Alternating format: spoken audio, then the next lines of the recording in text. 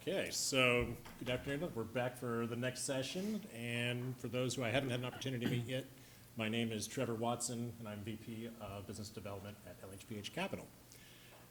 Next session is going to be on basically service center and supply chain management.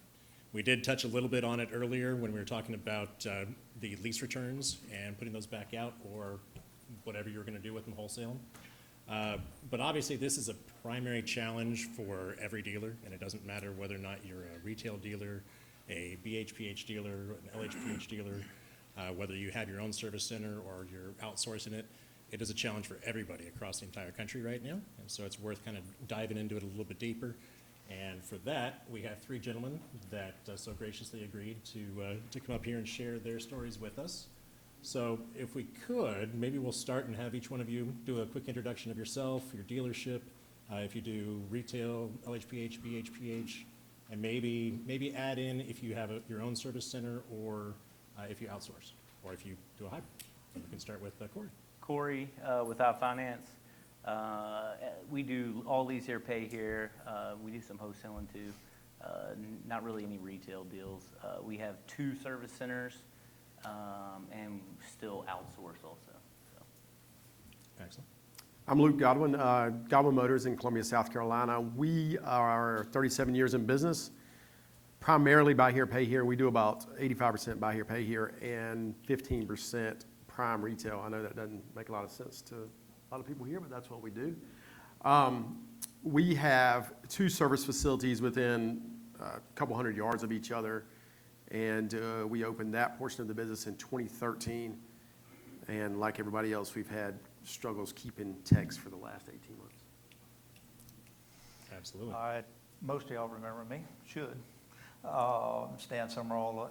The only thing really different is we have 3 actual service centers. 2 of them are actually attached inside, with our actual stores, and 1 is actually a standalone. But we still outsource, not quite half, but we still outsource a lot of our service because we just, we don't have the techs nor the facility to handle it. Same And thing. that's probably the place to start, because that is something that I think I've heard from every dealer that I've talked to over the last probably year is, Yep. Where do we find techs? How do we keep their efficiency of the ones that we have? How do we retain the ones that we have? Maybe we can kind of go through that and touch on that one, and maybe start with Stan down there. Sure. And I'll tell you, there's kind of preferences is I don't have all the answers because it's a moving target. Retention, it seems to be the biggest nightmare of anything, because techs, I think, are like my grandchildren. You continually having to feed them and pat them on the head and everything else, and they still leave. But it doesn't matter how much you pay them. Some of it has to do with money. Some of it just, it's just who they are. I think it's just their makeup of how they actually function as a human being is you can deal with a detailer easier than you can a tech. I can just tell you, it's just that simple. But that being said is, we source them. We just hired a new one, thank God. And but I can tell you how we get them. Obviously we're searching all the Indeeds and all the other stuff, just like everybody else does, to be able to source them. But we're reaching out to the actual new car dealers, and we're getting the vendors getting us that information and stuff. Who's a tech, who's really turning hours, and whatever. Particular new car dealership, because we're targeting the new car dealership. They always target us. We might as well target them too. But we literally target them in a hard way, and everything is because we know that they're going to pay them $30, $26, $30 an hour flag time, or $800 a week guarantee, or whatever it is, and benefits. We got all the same stuff. The difference is we have the cars, they don't. So it's pretty easy as, the vendors, whether it be AutoZone, O'Reilly's, all of those, they're talking it up to push them to us to say, look, the reason you're not getting any hours, they don't have the cars here to work on. And he's got 400 of them sitting in the field waiting. You can turn as many hours as you want to. It's unlimited. And we just actually hired an owner. He shut down his shop, come work with us. So, so I'm not saying it's all the right answer, but you need to utilize every tool in the box to get them, because they're a a dying commodity, I guess is the best way to put it. Absolutely. Luke, how about you? I tell you, I thought I had all this figured out until about 18 months ago. We'd had the same, so we'd been in business at that point our service department had been in business for about 8 years, no turnover. And we were paying people very modest wage at that point. And then 18 months ago, everybody quit and went to work for new car stores. So they were targeting us, right? Mm-hmm. And so they essentially, we had to, at that point, figure out a way to stay in business. When it came to, because we hadn't used outside, shops for so long, we had to figure it out. So we started, using a little bit of a hybrid model at that point. But I think the way we are sourcing techs, and my wife's, she's the one who handles all the HR, but it's continually having the job out there, making sure that if for some reason you get a resume, you attack that resume just like you would attack a lead for a car. We know how our salespeople work sales leads. We have to work resumes the same way. Call them quickly. Text them as much as we can. Whatever it can do to get them in the door. We schedule that appointment. We schedule the appointment of the interview. We interview them. We contact them immediately, offer them the job. And we've been through a lot of texts in the last year. So I feel comfortable with where we are now. Retaining them we've gone through 20-something texts, so retaining them has been hard in this a little bit. But as you described, there is a point now where techs are not getting the hours they need at the new car stores because there's not enough work. And so I know this is probably something that's going to come up later, but we don't pay flat rate. We pay salary. And I believe that the techs who really believe that it's going to be hard for them to turn hours, if they know that they're going to get a paycheck every week or 2 weeks, if they work 80 hours, they're going to come to work for you. And that's what we've seen here lately is techs seem to want that security. Some techs do. Now, that's another layer of management that has to go in there at that point. But I think that gives us sometimes a leg up when we can guarantee them a pay. But can I follow up to what he's talking about? Because he's right.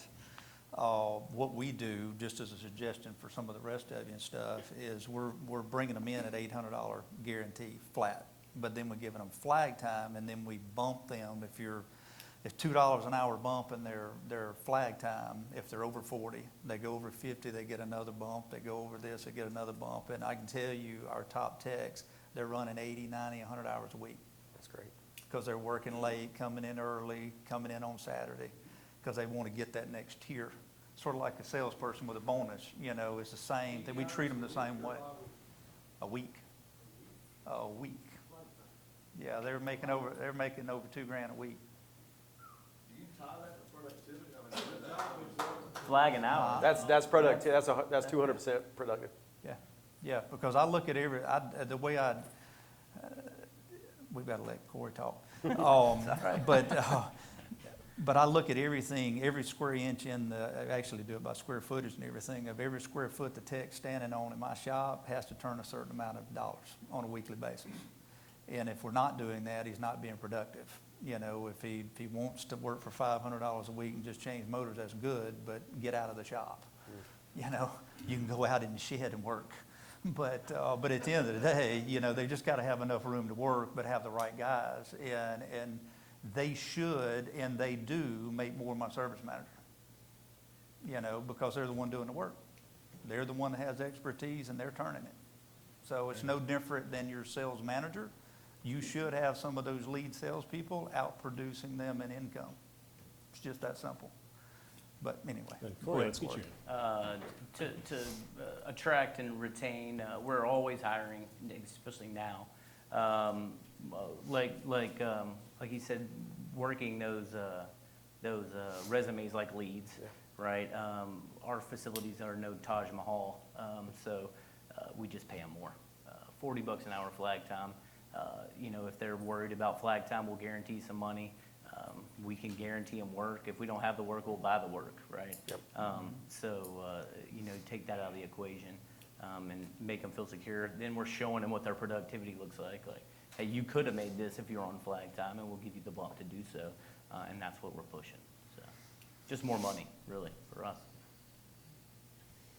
Okay, so I'm gonna take a little turn here. A couple of you mentioned that you also outsource some of your service work as well, and I know that there are some dealers in the room that don't have their own service department. So maybe can we talk about how you guys handle the outsourcing of any service or recon that you guys are doing? Do Maybe we start with Farley this time? Corey? In terms of how we handle it? Yeah, just some best practices that you guys have encountered. We were totally outsourced for a while. We had a service shop before it got eminent domain by the state, so I was like, yeah, let's just outsource. I don't want to build it back. And then I quickly found out that the outsourcing wasn't going to work. We needed to build it back. But we still outsource. Now we get out on the road, get out in the real world at the auctions and try to meet as many as we can because we turn them fast. You know, at the beginning they're good, costs are right. Productivity is good, and that tends to wane, week over week, and we have to keep creating more at that point. So. We, for 20 years, 20 plus years, we outsourced everything. And it just created for us just a logistical nightmare of having to move cars all the time. So we got away from that. But when we did it, we focused on one shop. Essentially, he was our company, right? When we let him run, make money and do that. And so when we got away from it, and then when we had such a problem with the tech shortage, I was sitting at NIADA last year, and I mean, all of our techs quit, except for one maybe. And I said, what are we going to do? What I was worried about more than anything was the warranty work. How are we going to get the warranty and the policy work done? So it just came to my mind. I know another dealer in town. He's got a good shop. Let me call him. And so when we do need to push work, I go to one person. I've made a great relationship with them. And I think that's the biggest thing is the relationship you make with the people. And then you got to keep them honest as well because, they're going to try to make a little more money if they can, which I don't blame them.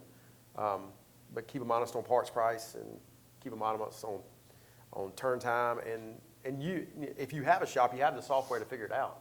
So just build yourself a couple quotes when they send it to you and see if it makes sense. And that's kind of, we do that, we would go through and say, okay, this makes sense and go that way.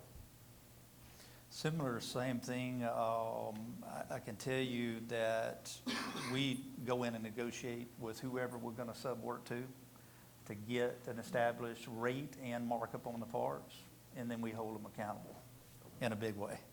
And there's not a day goes by that they don't try to slide one by. Yep. Even to the point that I've taken all of that control out of the manager's hands and put it back in my lap because I can approve it in a matter of just a couple of seconds.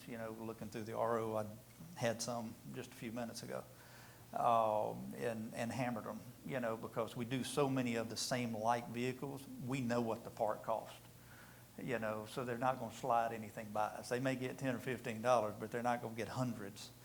But you just got to manage the expectation and establish those, boundaries up front of what that's going to be and when you expect your cars to come out.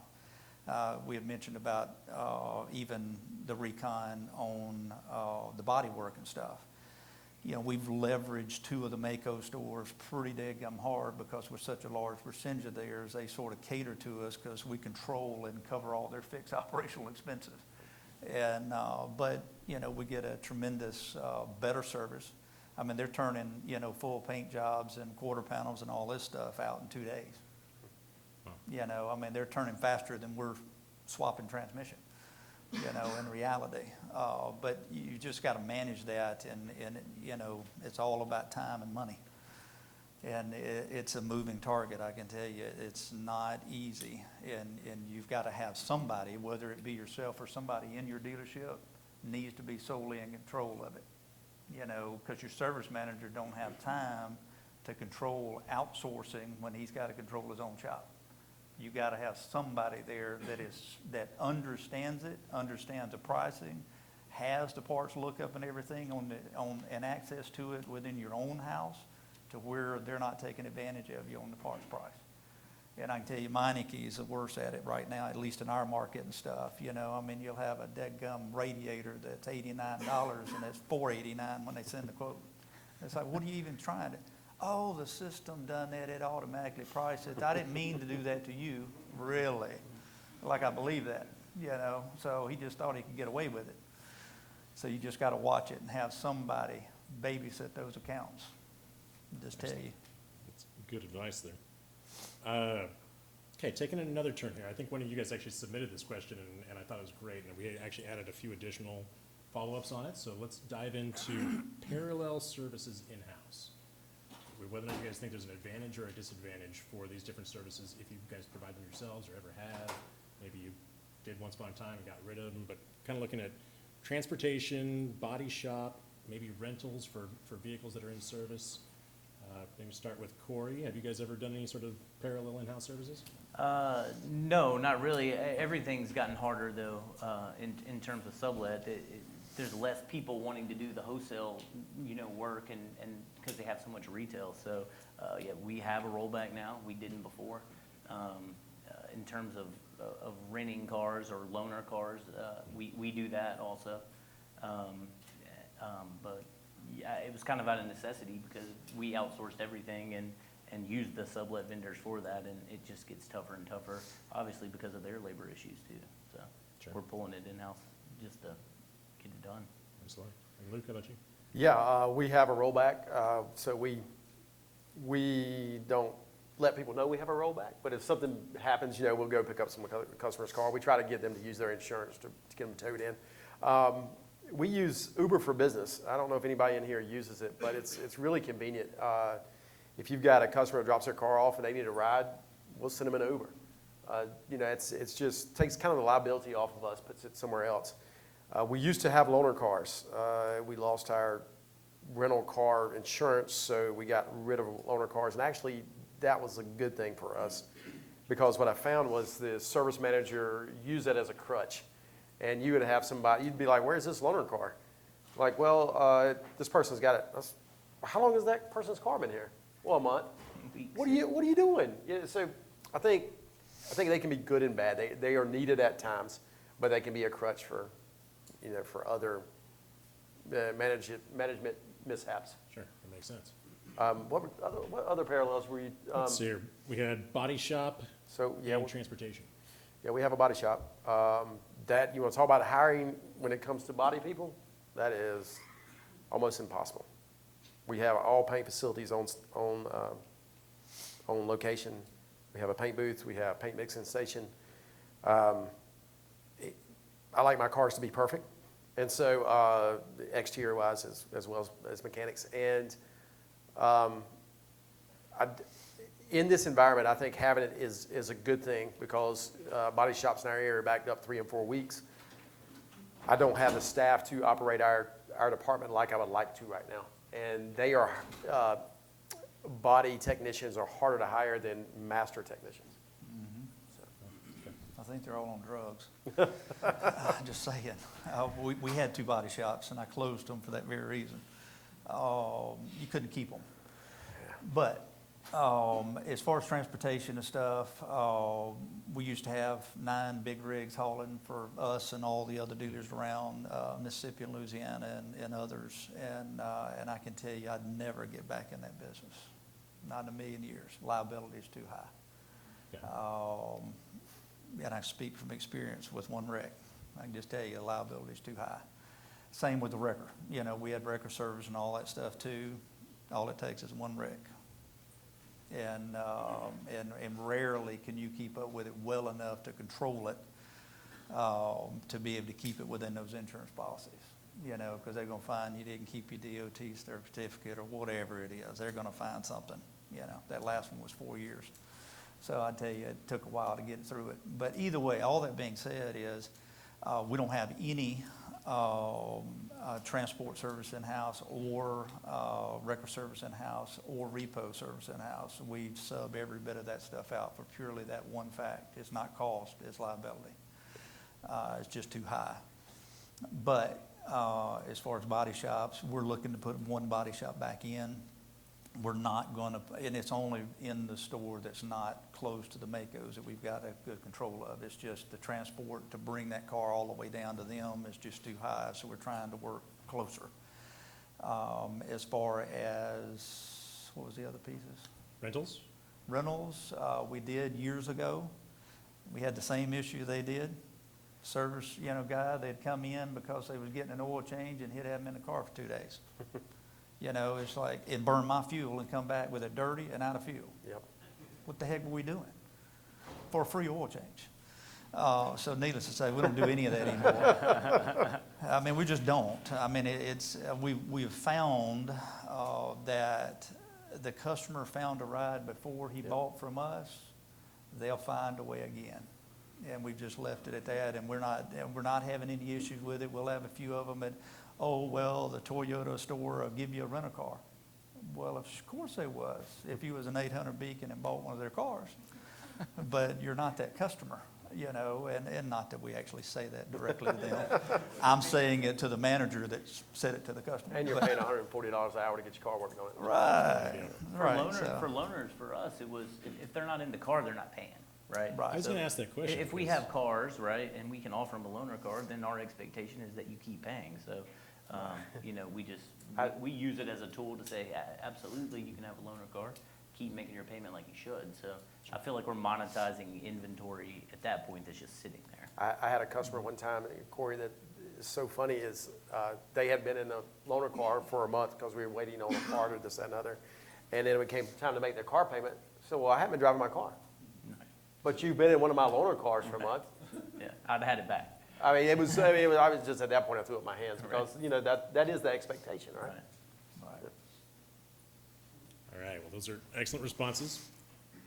Next question, I think maybe one of you guys submitted this one. This is kind of interesting. I really like this one. What comes first, chicken or the egg?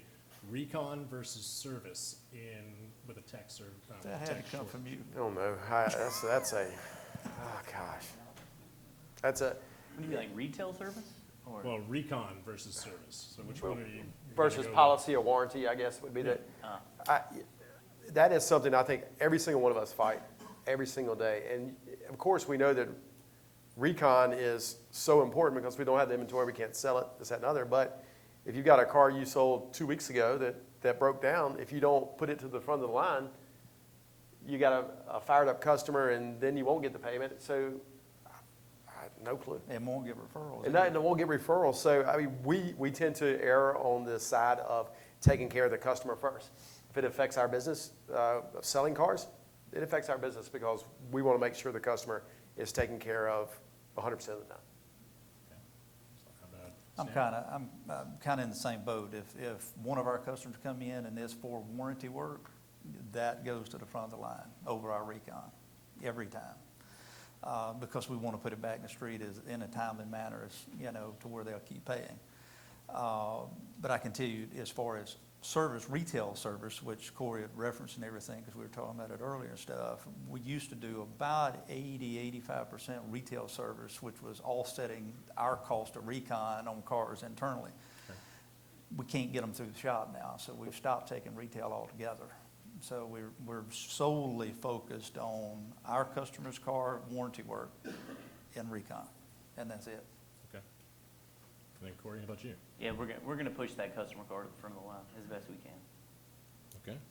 Talking about retail work, just to follow up on that, our shop, before all this happened, I'd wanted to be 50-50 retail work compared to recon. And then when all this went south and losing techs, I mean, we just focused on recon and I subbed the other work out. Right. And customers, it's funny, if the car is not at your shop, the customer typically is not as hot sometimes. You know what I mean by that? Mm-hmm. And so if you have that sublet that you can send some of the customers that you know are going to be headaches to, and you kind of put them out there, it does help your shop free it up so you can do the recon. You're still getting the customer fixed because they're in another shop, and it lightens the air a little bit sometimes. That makes sense. That's interesting. We try to get an idea of what that issue is. I mean, if Yeah. it's simple, brakes, rotors, check engine light, but no drivability issue, we're trying to not even look at that car for ourselves, if it's a no start or something like that, then we're Front getting of it the in line. and looking at it for ourselves. So. Awesome. Okay. So now, next question, and maybe, Do the techs have to participate in comebacks? Do you have your techs, you charge your techs back by chance? Mm-hmm. I figured you did, I have no doubt about that. The other two. I do not. Currently, I do not. I think that is something you should probably look at. because especially if you're paying flat rate, because you have to. $40 an hour flat. Yeah, yeah, I mean, Right now, you got to charge them the comebacks. they might turn the wrench over. We do 1.7 hours for a checkout lube oil filter from the beginning. So if they get that wrong, you know, if the car comes out of recon, you know, and it's not right, then it's going back to them, and they're gonna diag that again for, you know, nothing. But they're winning on the 1.7 for sure. Okay, so next question for you guys. Top 3 to 5 KPIs for your service department that you pay attention to weekly or daily, whatever your interval is. We'll start with Corey. It's messy. I'm glad Tim said that earlier. That's right, So, messiness. Yeah, I don't know. I'd have to, y'all go first, and then I'll think about it. I'm gonna tell you, I look at everything and there ain't none of it right. It's just not.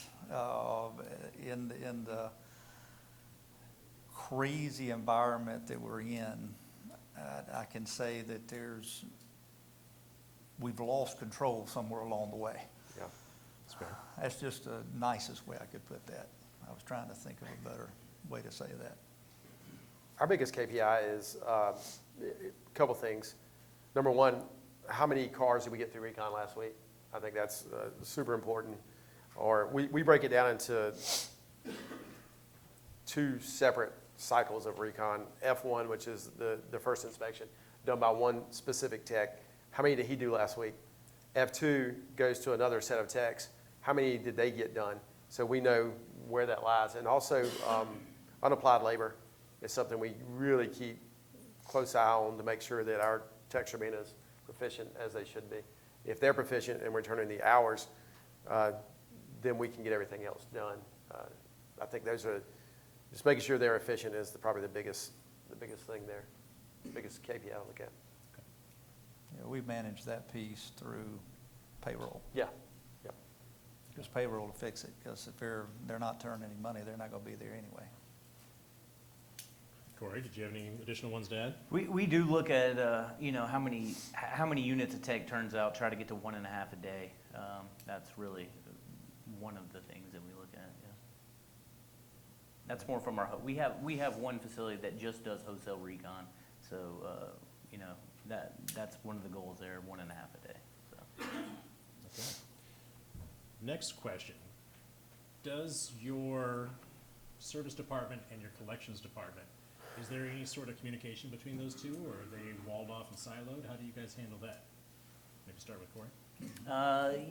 They communicate, you know, when customers come in with issues, they're communicating cost, right?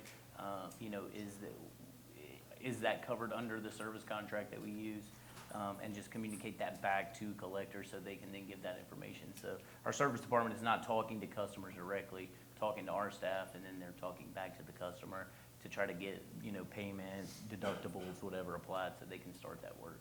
Sure, okay. we don't do a good job at it. It seems like if a collector is involved, it's because they call the customer, ask for a payment, and then the customer says, well, I'm not paying because the car's in the service department.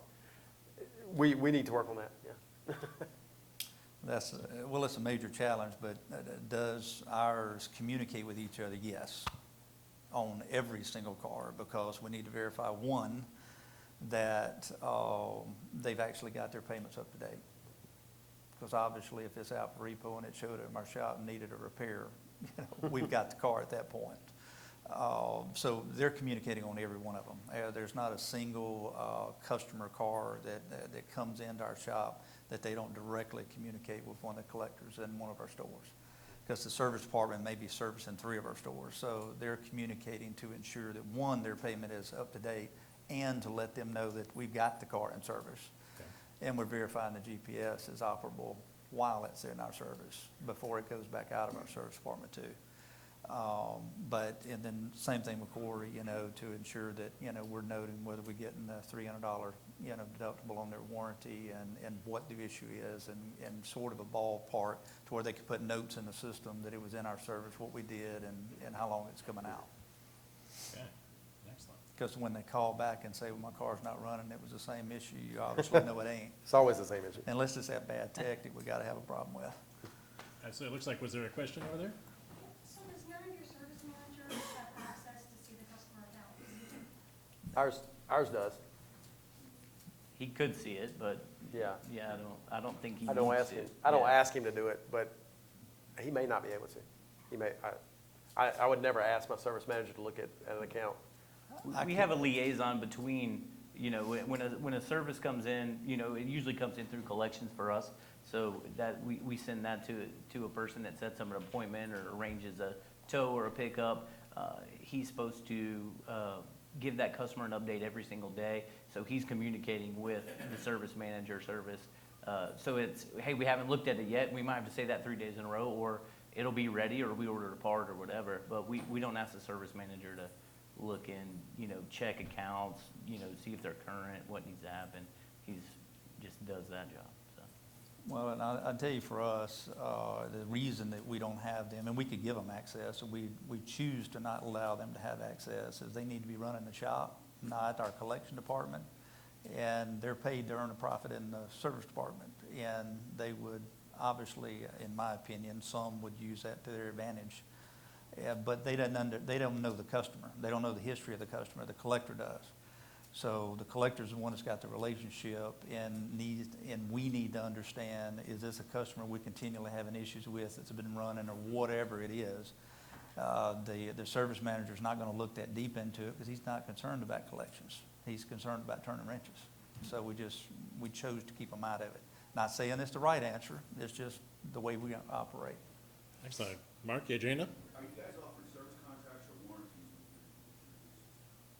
Ours is in-house. I mean, we cover it in, we don't put it in our offshore account with our dealery and everything. We keep everything in-house on our lease contracts. Are you selling the service contract or are you giving it? We're pricing it into the car. Yeah, giving it. We're month-to-month service contracts. We give a 12-month, 12,000 with every car we sell, and we upsell 24 and 36. That is through our reinsurance company. And we have penetration of about 50% VSC on that, yeah. Okay, do we have some more questions for these guys? Oh, looks like George, or, Well, my question is, you say it's tough to get techs, and yes, you guys are getting it done. So, are the techs out there, and it's just difficult to keep everybody going? Or are there no techs? I think a lot of people say they're techs, but they're not really techs. Diag's our biggest issue, right? So, I mean, Yeah. so getting ones that can actually diag and get it right, you know, on the first time, that's the challenge.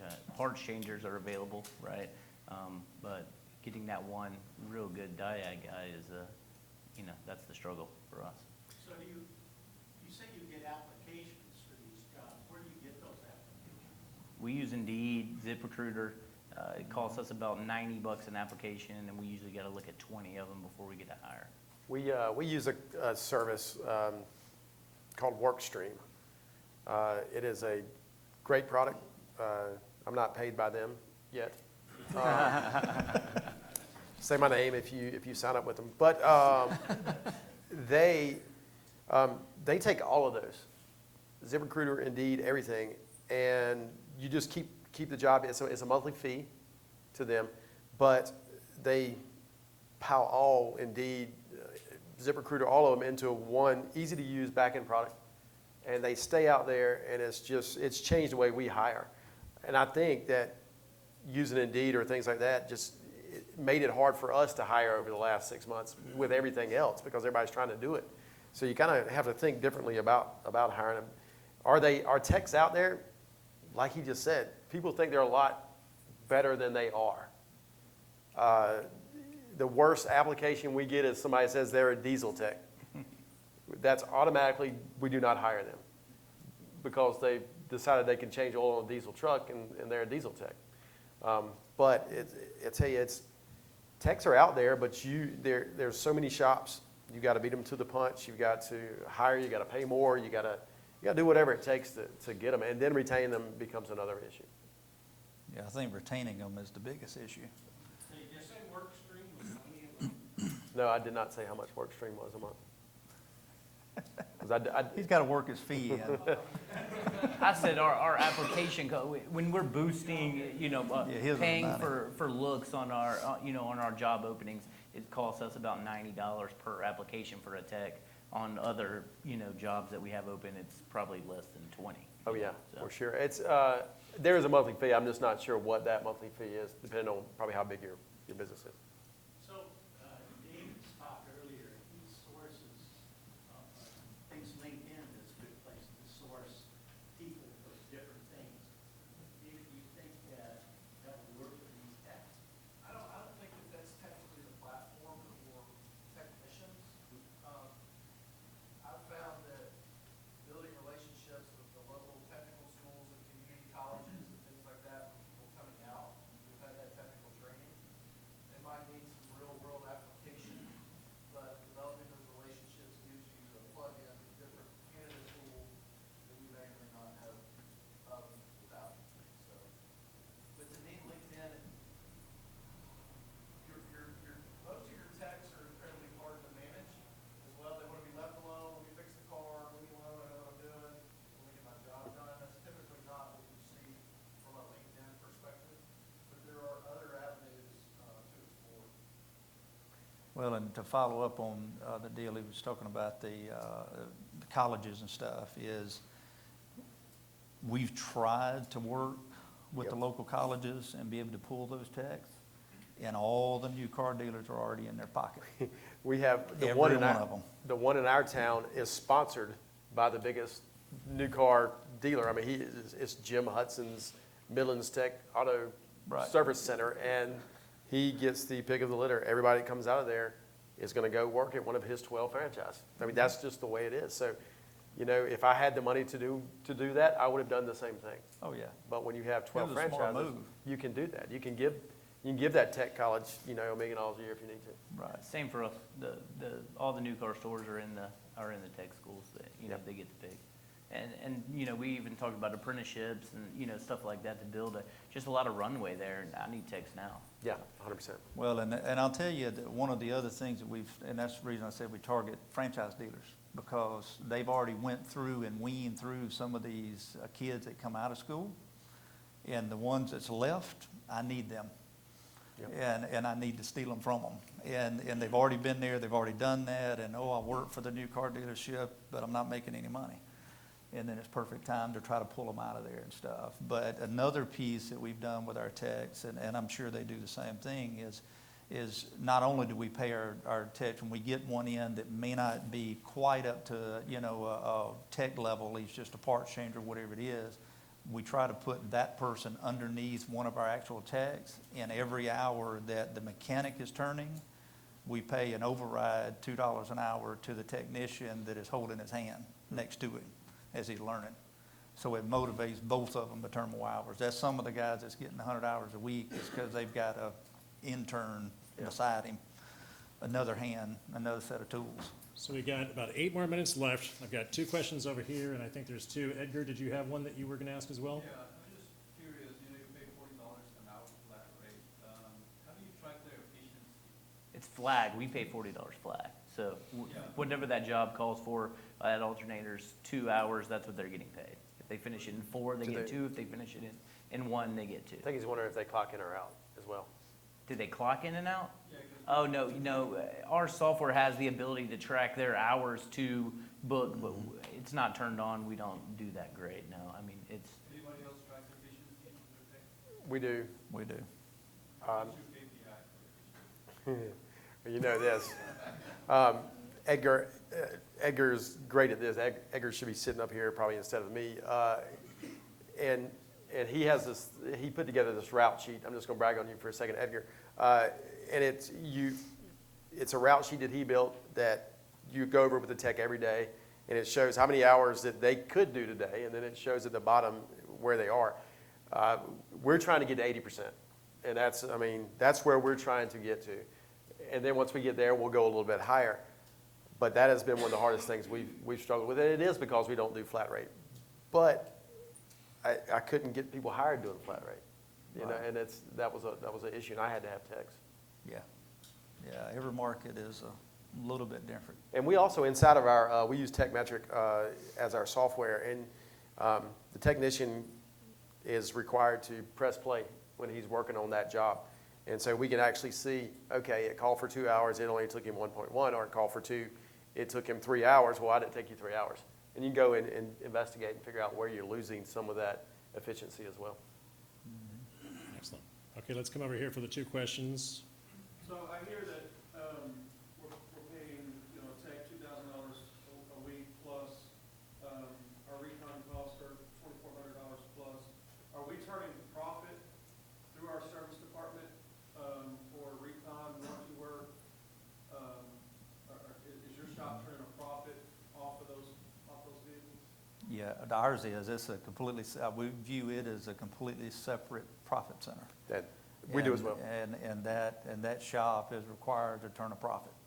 Yeah, Or we're separate hiring a P&L for us manager. too. Yeah. Yeah, I mean, we- we just have to.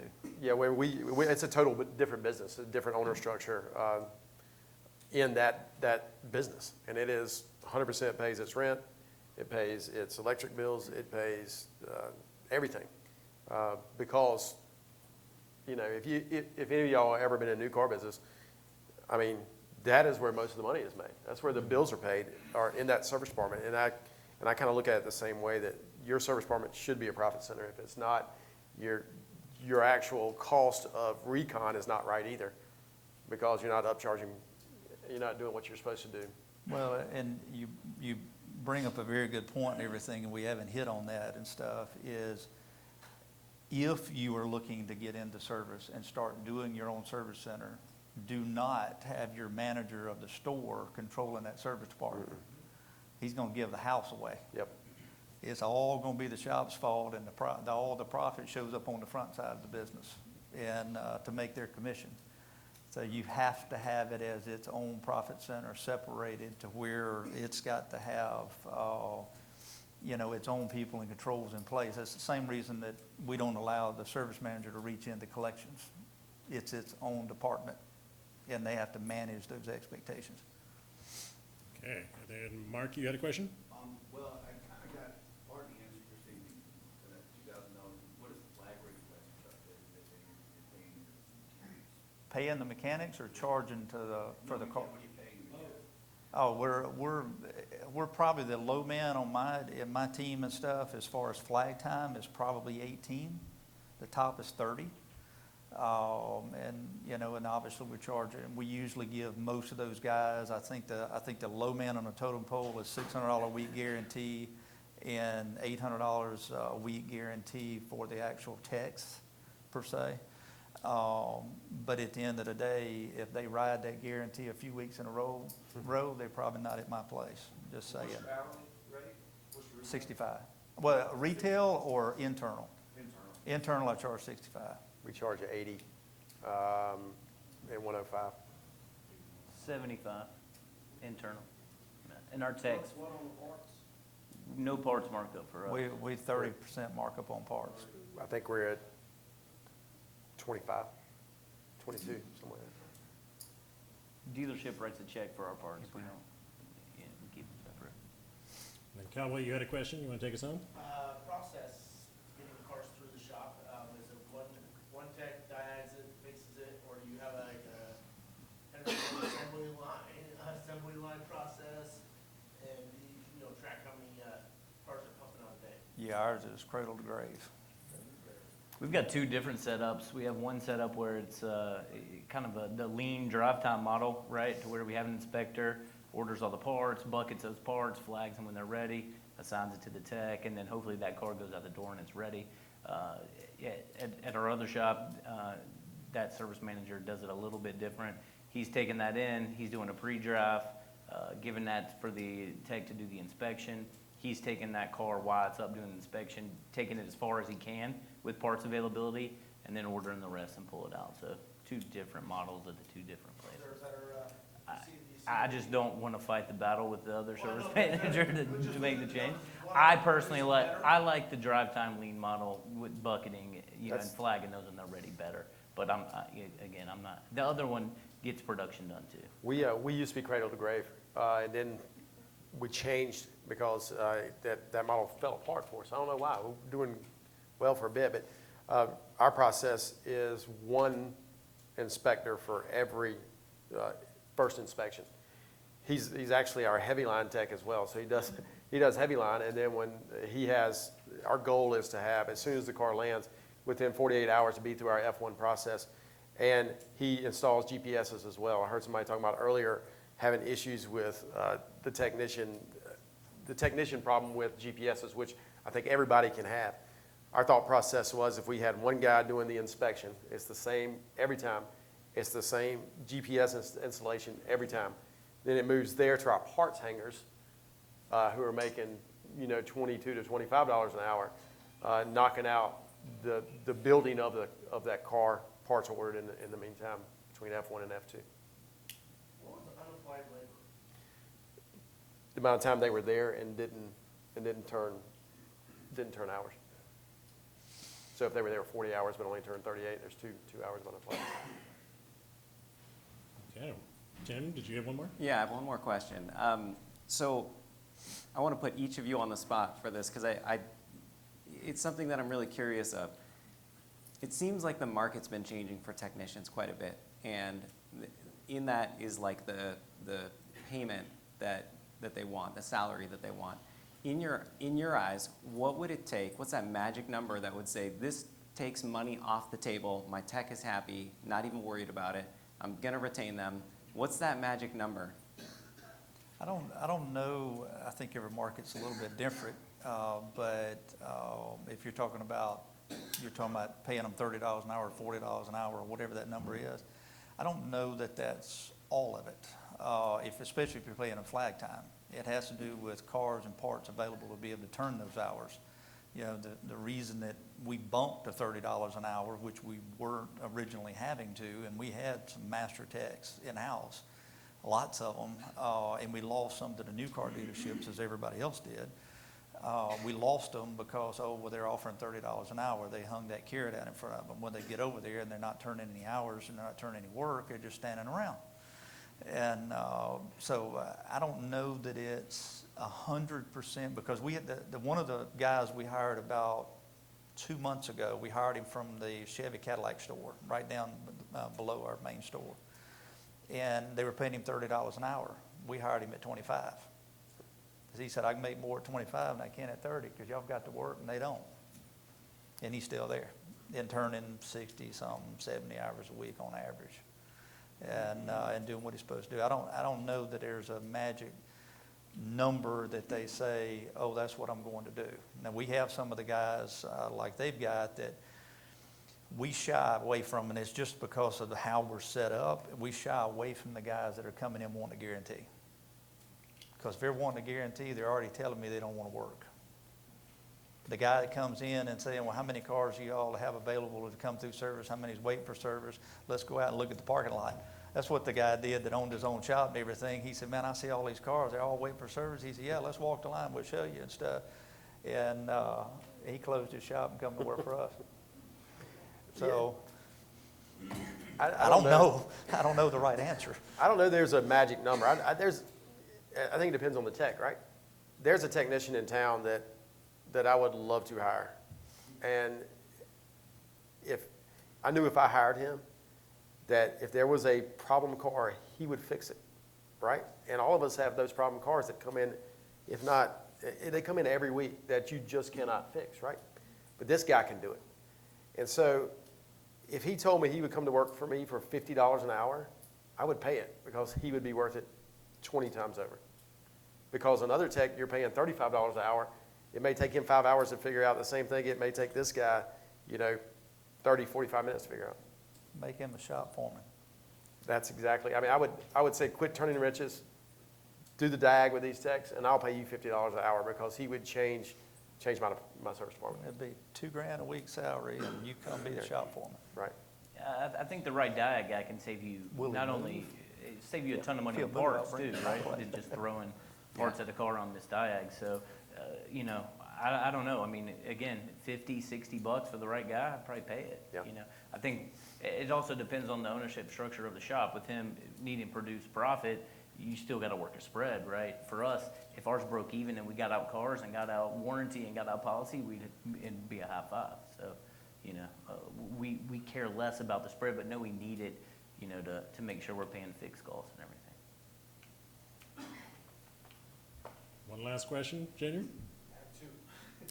I have two. Of course, okay, go for it. In your process of inspect the car, do you have any NPIs that use it in your software, have NPIs it, like multi-point inspection? You take pictures of it, and we'll keep track of the service center? We don't take pictures of any of our stuff. They've got a checklist. They've got to go through and sign off on it, then it goes in the file. It gets scanned in against the actual car. It's manual, it's not Right. inside the software. No, we tried to do that, and to the LinkedIn answer back there, that's the main reason we don't do it, because a lot of them are not tech savvy, and I don't need them to be. I just need them to do their job. We have 3 different inspections. I know that sounds crazy, but the first inspection is by inventory manager assistant. He uses our software, TechMetric. You can build inspections inside of it. And so when the car drops, he takes his iPad out to the car, walks around it to inspect any body damage, starts the car, looks for upholstery damage that can be identified quickly. Are there any lights on, check engine light, airbag light, takes pictures of everything, puts it in there. Then the next inspection, which is in that same process, is a driver inspector. So we have another person that'll go drive it. They drive it and then enter their notes as well, take any pictures, or there's usually not pictures there. And then the F1 inspection is the same way. It's a built inspection, multi-point. It used to be 100 points, but we've kind of moved some of that around. And now that technician goes through that checklist and takes pictures of anything that needs pictures, but not 100%. If somebody goes, okay, this car may have structural damage, we need to get somebody else to look at it. If the tires are questionable, then we can take a picture of that. So I think using all that, that technology really helps. It's helped us in the last little bit. We have 2 inspections. I think one of the biggest issues we had was just over recon in general, Yeah, right? yeah. So we have a purchase inspection now that identifies, the expectations of that car and, the expected recon. That way, when they go through the next inspection, which is gonna identify everything wrong, so if my service manager or the guy ordering parts can approve everything on there and be within that expected recon amount from the buyer, it's a go, right? If it's outside that range, then we need to get approvals on that. So that's the 2 inspections we have. The chargeback you guys mentioned before, it's only for parts that you might break it, or for labor to mess up in the service? Well, You're gonna pay for this hour that was gonna be doing the job? if it's a bad part, most of our parts place, unless it's something we bought off eBay or anything else, we just eat that. If it's a part malfunction, it's a part malfunction, it's not the tech. But if it's a misdiagnosed, or they installed it incorrectly, and didn't test drive afterward to ensure that it was fixed correctly, that all goes back on them. They fix it for free. You're gonna go real time with it. Yeah. They make enough. They won't do it wrong next time. Excellent. Managing expectation. All right. Well, thank you, gentlemen. I really appreciate your insight today.